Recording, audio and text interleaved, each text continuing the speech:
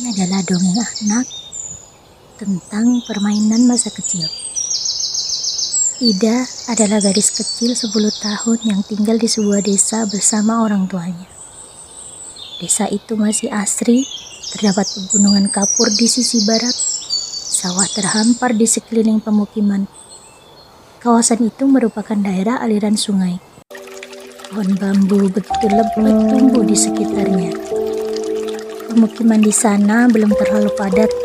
Beberapa keluarga tinggal menjadi satu rukun tetangga. Pepohonan rindang bercacat di sepanjang jalan. Pohon pisang tumbuh rimbun di beberapa sudut rumah.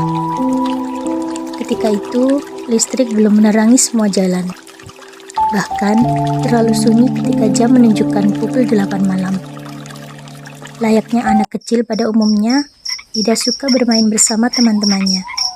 Terkadang, mereka bermain petak umpet ketika bulan bersinar terang atau malam minggu, bahkan musim libur sekolah. Krik manting merupakan permainan yang familiar bagi anak-anak generasi 90-an di Jawa Timur, khususnya lingkungan tempat tinggal Ida. Ida pun pamit pada ibunya untuk bermain. "Bu, Ida pamit, badhe nggene Mbak Yanti." "Bu, Ida mau ke rumah Mbak Yanti," dijawab oleh ibunya. "Iya wes, aja dalu-dalu nduk, engko dititik ibu nek kedalon." "Jangan malam-malam nak, nanti ibu jemput kalau kemalaman," dijawab sama Ida. "Nggih Bu." Berkumpullah mereka selepas Isya di rumah Yanti. Ibu Yanti berjualan makanan ringan. Di seberang jalan rumahnya ada tanah lapang milik juragan tanah di kampungnya. Ida, Ani, Yanti, Sri dan Wati adalah teman sekelas di sekolah dasar. Mereka sering bermain bersama. Lahan kosong itu ditumbuhi pepohonan besar seperti mahoni dan sengon yang usianya puluhan tahun.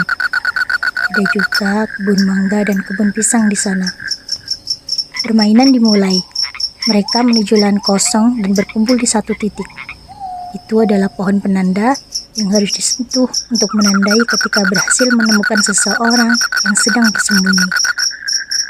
Yanti berkata, "Iki yo, wite sing digawe te Pak." "Ini ya pohon penandanya." Yang lain serentak menjawab, "Iyo." Setelah ditentukan siapa yang menjadi penjaga pohon, atau lebih tepatnya, anak yang kalah dalam suit, mereka berpencar untuk bersembunyi. Ketika itu, Sri kalah dan harus menjadi penjaga. Sri adalah anak dengan postur badan terkecil di antara mereka. Sementara itu, Ida, Ani, Yanti, dan Wati bersorak karena mereka menang. Seolah energi kebahagiaan sedang membuncah, tiada ketakutan yang mereka rasakan. Satu persatu mereka bersembunyi di balik pepohonan yang rindang. Bahkan duduk atau setengah berbaring di semak-semak. Ketika sang penjaga mengatakan, "Krek manteng, nek ora krek dadi." Teriakan kata krik kalau nggak mau kalah. Itu menandakan sang penjaga mulai pencarian dan meninggalkan pohon penanda. Anak yang bersembunyi wajib menjawab dengan lantang dan berteriak, "Krik!" sebagai petunjuk pencarian bagi sang penjaga. Tapi di sisi lain, ketika penjaga mulai mencari, siapapun anak yang bersembunyi boleh lari adu cepat dengan sang penjaga untuk menyentuh pohon penanda. Hal itu dilakukan sebagai tanda kemenangan, atau dalam kata lain, sang penjaga yang kalah harus mau jadi penjaga pohon lagi. Sri mulai mencari teman-temannya dengan jantung yang berdegup kencang. Dia bukan khawatir akan muncul sosok menyeramkan dari rimbunnya pepohonan, tapi dia lebih takut ada yang berhasil menyerang pohon penandanya. Sri mengatakan kode dengan lantang, "Krek manteng, nek ora krek dadi." Ida dan yang lain menjawab, "Krik." Lalu didekatilah oleh Sri asal suara itu. Saat terlihat ciri-ciri bahwa ada Ani di balik pohon mangga besar, Sri teriak, "Ani, kena!" "Ani, kau tertangkap," dan Sri pun lari ke arah pohon penanda untuk menandai satu orang tertangkap. Begitulah seterusnya sampai tertangkaplah Yanti dan Wati. Yanti, Wati, dor, kena!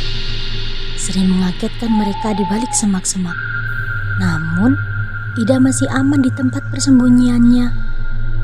Ida adalah bocah gesit, pandai bersembunyi, dan tergolong sering menjadi pemenang dalam permainan ini. Ketika kode terakhir diteriakkan oleh Sri, Ida menjawab, "Krik!" Namun, Sri masih belum bisa menemukannya. Ketika Sri lengah karena terlalu lelah, secepat kilat Ida berlari menuju pohon penanda. Sri yang melihatnya lari tunggang langgang ke arah yang sama. Tapi dengan gesit Ida menyentuh pohon penanda dengan mengatakan, "Tepa!" yang berarti berhasil menjadi pemenang dalam permainan itu dan membebaskan anak yang tertangkap pertama dari tugasnya. Ani bersorak senang karena dialah yang pertama tertangkap dan seharusnya menjadi penjaga pohon berikutnya. Ye, aku rasi dadi Sri. Aku tidak jadi kalah Sri. Sebaliknya, Sri yang merasa sedih. Ya wes, aku dadi maneh. Ya sudah, aku kalah lagi. Dari jauh, terdengar sayup-sayup orang tua Wati berteriak dari rumah Yanti. Wat, mulai dok. Wes dalu. Sesok obak meneh. Wat, pulang nak, sudah malam. Besok main lagi. Yang berarti Wati harus pulang. Wati adalah anak yang rumahnya paling jauh di pinggir sawah, dekat dengan jalan menuju ke sungai. Karenanya, ibunya selalu menjemputnya untuk pulang bersama. Aku wes di titik, tak mulai dhisik yo. Aku sudah dijemput, pulang dulu ya, kata Wati. Mereka berkumpul di rumah Yanti sambil membeli camilan dan membubarkan permainan itu. Mereka sepakat ketika ada yang harus pulang karena dipanggil orang tua, maka permainan selesai. Sri pun kemudian tertawa mengejek Ani karena akhirnya dia pun terbebas dari kekalahan. Data aku rasi data di mana An? Ternyata aku tidak jadi kalah lagi An, kata Sri. Waktu menunjukkan pukul 8 malam lewat, orang tua mereka mulai mendatangi rumah Yanti untuk menjemput mereka. Karena itulah pos bagi mereka untuk berkumpul. Ibu Ida datang. Ida, ayo mantuk. Bu, Ida, ayo pulang, tidur, kata ibunya. Sebelum itu, mereka memutuskan untuk bertemu lagi keesokan harinya di rumah Ani saat membeli sarapan pagi. Keluarga Ani menjual nasi kuning sejak mereka masih teman kanak-kanak. Sesok berdoa namanya Ani ya, tuku punar.